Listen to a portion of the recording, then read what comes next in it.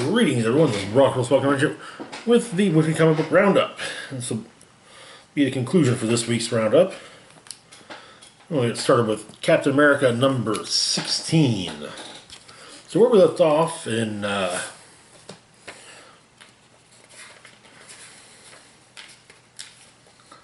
Legend of Steve, Cap was on the trail of a cop killer. Cop killer that was revealed to be none other than the Scourge of the Underworld. So we begin with Mayor Wilson Fisk having dinner with Alexandra Lukin. As Fisk is connected to the power elite, turns out she has funneled in recruits for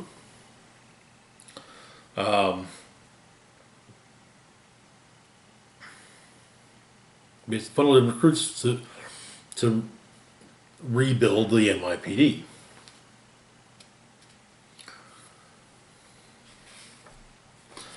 These recruits, however, are now all dead and are being killed. And so Fisk really is kind of like, yeah, I really don't want much else to do with y'all. Like, I'm done with you, alright? But, yeah. She's not so... She kind of explains that she's got the upper hand in this negotiation. At least the glowing hand. And so, the Daughters of Liberty and Cap are investigating all angles to try and find this new Scourge. They happen upon one of his old safe houses.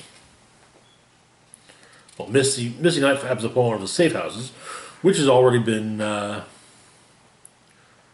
found by someone else. John Walker, aka U.S. Agent.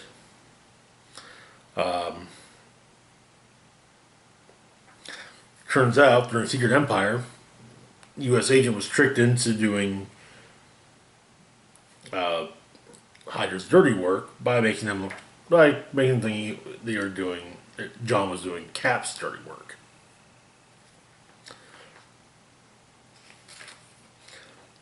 So they managed to stop Walker. They explained they're not here to kill him. They're not connected to the Scourge either. And Cap tells them,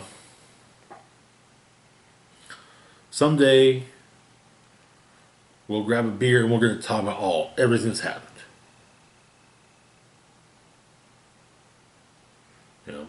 Probably when we do this, there's probably going to be a lot of hurt feelings, maybe some yelling and some hard words. But we'll get past it and we'll be back to what we were. And sadly, that day's not today, though, because they just don't have the time.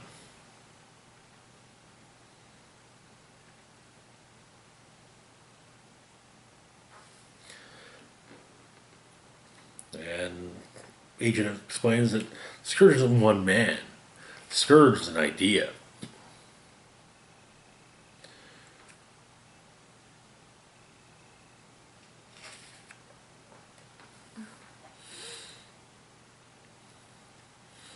But some other things pop up. It turns out that all the cops who were killed recently by the Scourge were all rookies. Rookies that didn't have a lot of background at all.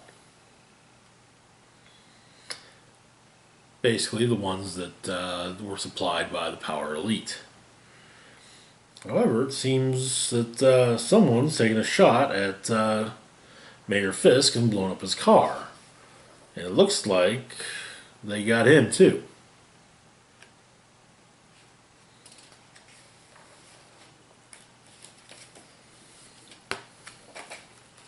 And that is where the issue ends. Frick. There we go.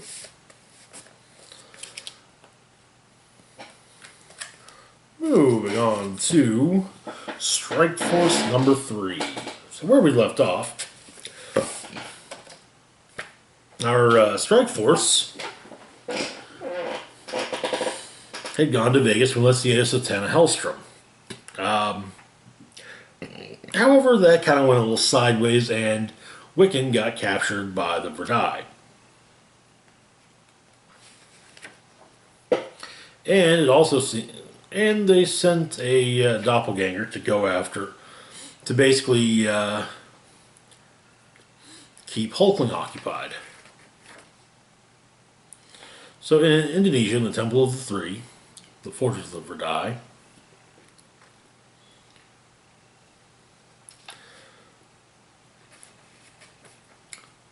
the Verdai bring forth their prisoner, Doctor Doom. They've heard so much about this Doom, and well, sadly, it seems he's sleeping, and they want Wiccan to awaken him from his sleep. So first, we get a story about from the land of Svartalheim, where there lived a naughty little boy who sometimes wandered off. He had a mother and father, but it was his governess who raised him as richly as any royal. Like many little boys, he didn't always behave. Like many little boys, he was naughty. At least that's what Lady Birgit told him. He only wanted to run, but now he couldn't seem to remember how to make his feet work. And then, one night,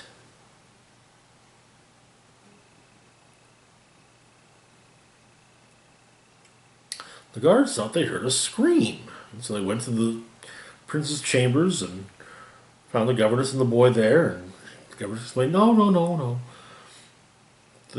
The boy simply had a bad dream.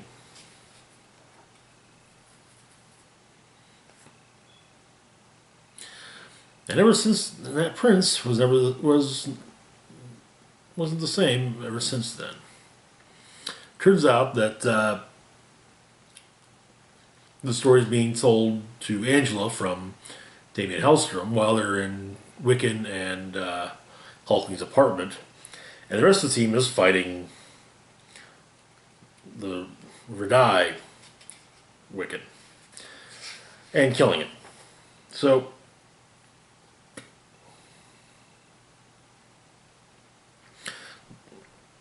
while it's appreciated that yes, Hulkling wants to help, they really don't want to have to worry about a shapeshifter going up against other shapeshifters. So he gets knocked out. They make it to Indonesia, and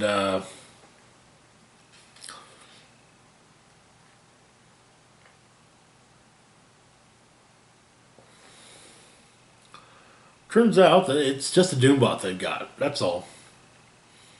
So Birgit comes and basically explains everything. They've heard tales of Doom, and they want Wiccan to wake him up. And so they're like, okay, fine, yes, Doom answers to me. So Strikeforce arrives, and yeah, they are just kicking everyone's ass.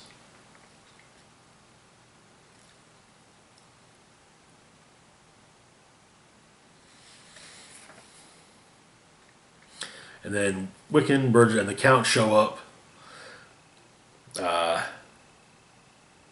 Birgit fights Angela in a single duel. Wiccan explains, "Hey, I've got control. It's a Doombot. That's all. I'm controlling it." And but yeah, Birgit manages to escape. And yeah, the Count isn't dead after all. But deep in the cellar, they find the Count.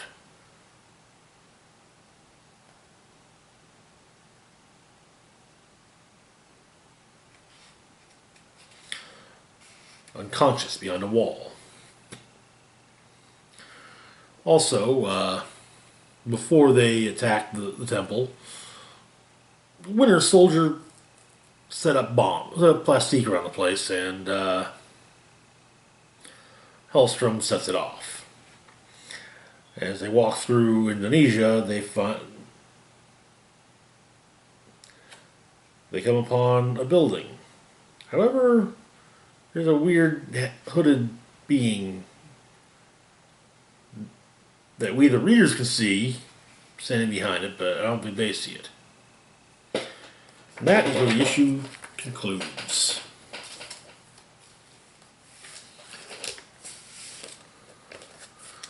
Moving on to Punisher Kill Krew, number 5.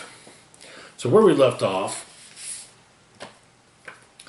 the Punisher and his crew had caught up with Kasykla, and Kasykla actually kind of managed to kick his ass, along with the ass of Black Knight and Juggernaut. In fact, and so Foggy did the smart thing and ran.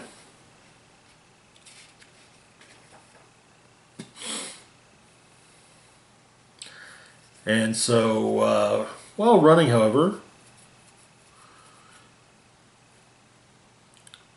Foggy comes up with an idea.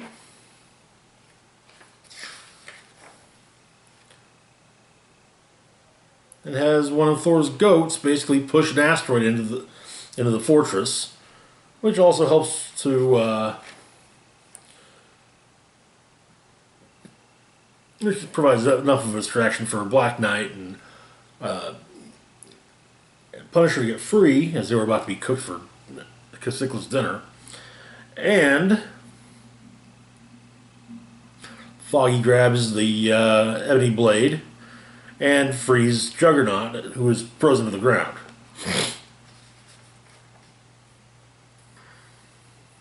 Then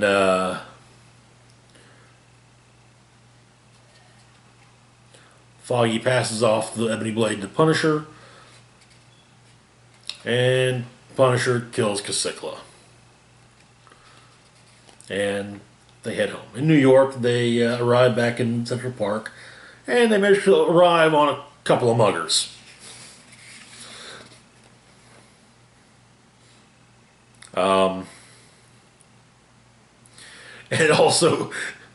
And their arrival also manages to kill the navigator that Frank had promised to free, but he had no intention of ever freeing.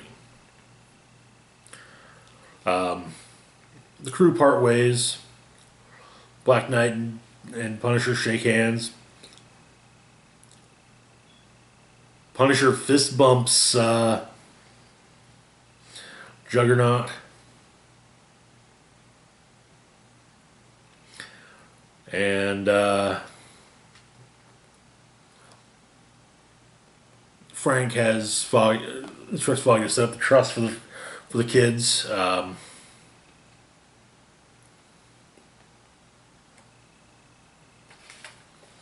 And so a week later, Foggy and Frank meet up with the kids and Mr. Jones, and pizza's served, and the trusts are explained.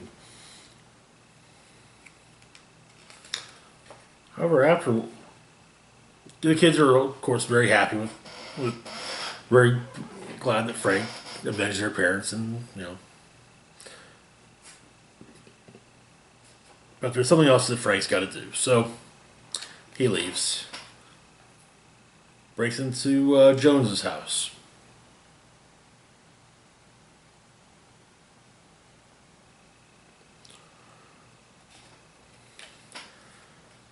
Where Jones is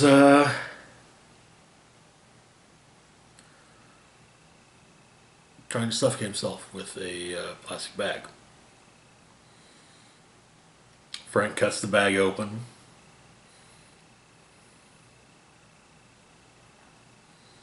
They talk a bit.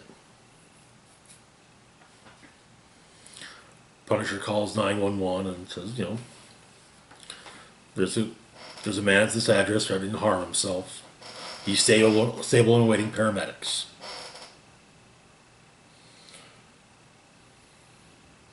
And so Frank then suggests, hey, those kids those war orphans, they'll need a watchful eye on them in the system.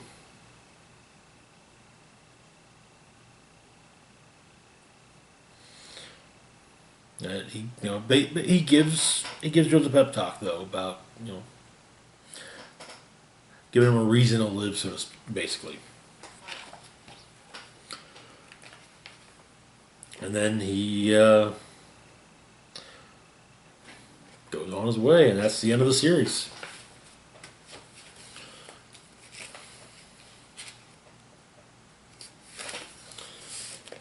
It's a very nice, very good title. And I gotta admit, I would not mind a new Punisher ongoing written by Jerry Dugan. Moving on to Gwenpool Strikes Back #4. So where we left off, Gwenpool had set up her own contest of champions. And no one's going to be hurt badly.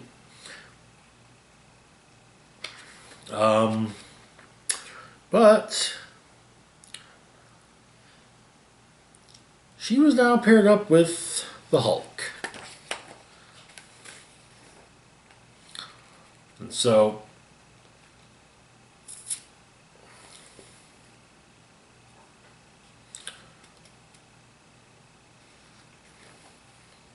we get a brief appearance from Gwenpool's first writer, Christopher Hastings. Basically explaining that,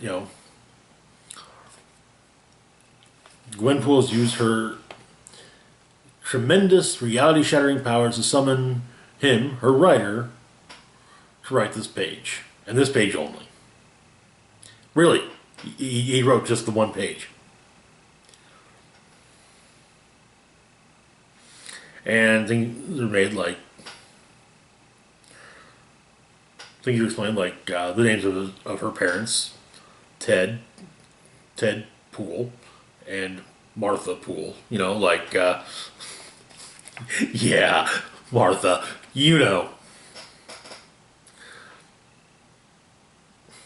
And it turns out that Quentin Quire, her ex-boyfriend, is live streaming the whole thing. Black Cat and Black Panther got paired up to fight one another, which makes Gwenpool laugh hysterically because it's a cat fight. And then Hulk hits Gwenpool so hard, she ends up in her white space. The space between panels. So, she has an idea. Grabs a whole bunch of past Gwenpools. One from Superior Spider-Man #7. Another one from West Coast Avengers #1. Champions #5. Rocket Raccoon and Groot #9. Unbelievable Gwenpool #2 or #12. And so, a handful of them are going to take on a Hulk. There's also Howard the Duck #3. Gwenpool, who's all kinds of beat up.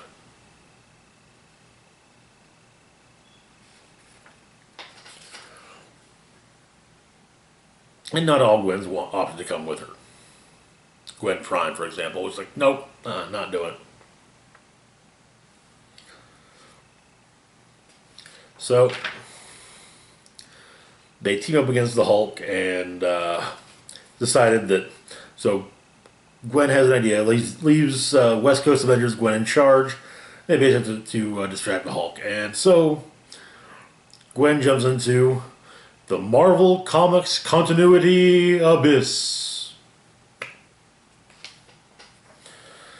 And the Gwenpools go after the Hulk.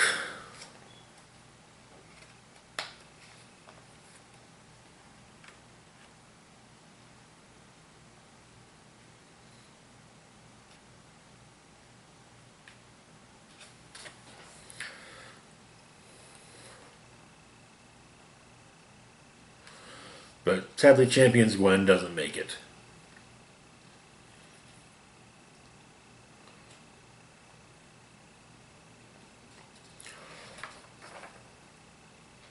And then Gwen shows back up, wearing Thor's severed arm over her own arm.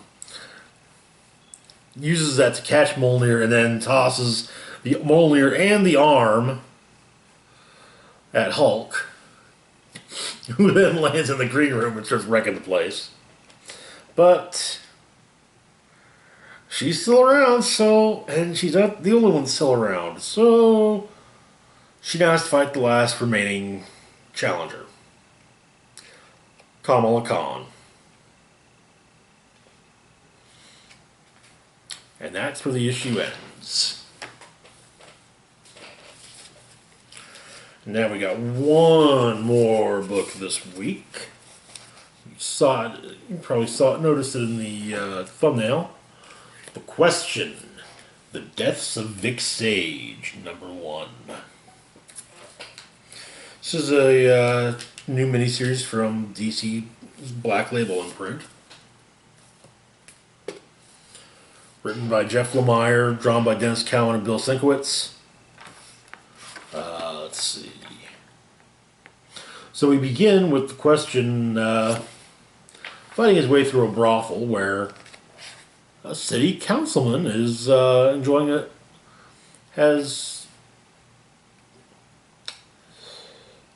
bought the company of a young woman. Very young. Illegally so. He spies a ring on the councilman's finger and takes it because there's something familiar about it. He then insists that the young girl goes with the police. Then he heads back out, and Vic Sage does his talking head bit, insisting that the mayor is in bed with organized crime. The mayor's sister, city alderman, refutes this thoroughly.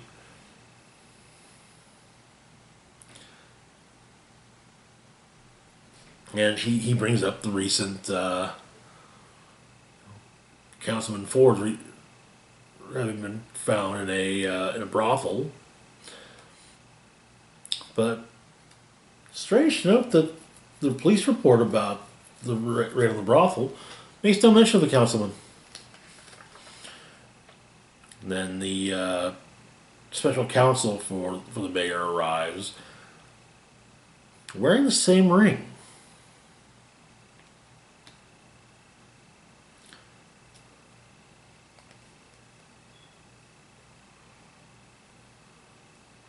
And they do intend to sue the channel that Vic works for. So Vic goes to Todd, one of his people. First, say, hey, you recognize this ring? And gets a new mask and a new and everything. Heads back out and starts looking into everything. Somehow, though, he doesn't even need to look at the ring to remember what the symbol looks like. Turns out it's related to a group called the Hub City Elder Society, which has supposedly been gone since 1952. So he starts linking people. He starts, he does the whole thing with, okay, this, person A links to this event and this. You know how it goes. And so that night, as Vic's going out, two things happen. About at 8:48 that night, Caleb Fuller is picked up by his cousin David from the train station. They haven't seen each other in 2 months, and Caleb is on break from undergrad studies at Hub University. Less than a minute later, Myra Furman, the sister of the alderman and sister of the mayor, arrived at City Hall planning to ask her brother about the Max Ford non-arrest.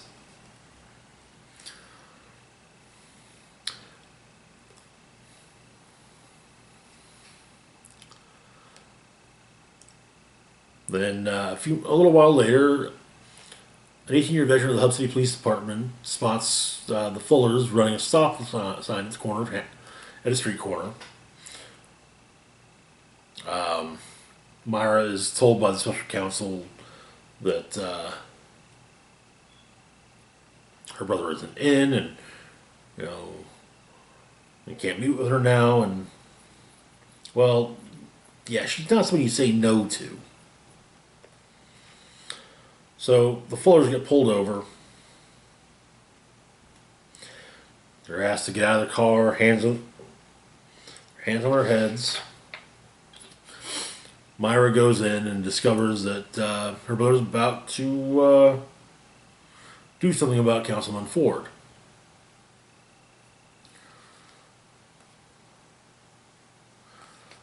Caleb Fuller's face is pushed into the pavement outside of his car, and then David Fuller is shot by the police officer.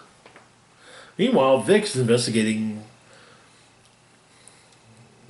basically going where everything leads him, following the leads. And he finds what appears to be a whole bunch of dead bodies around a hole in the ground. One of the dead bodies appears to be wearing his mask.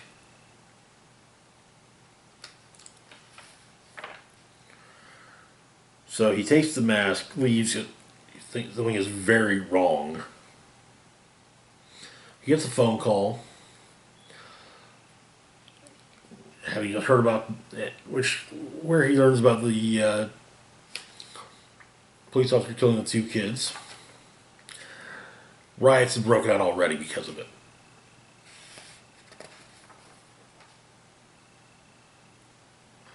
Councilman Ford is killed and dealt with.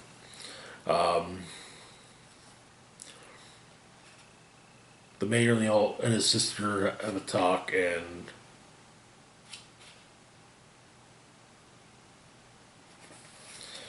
yeah, it's pretty clear she's going to be kept out of sight as much as possible. While Vic, who should be thinking of what he's going to say about the video, goes off in search of a man named Richard Dragon, the man who trained him in martial arts. He shows him the mask, the old mask, which apparently has a bullet hole in the forehead as well. Comes in after the tea.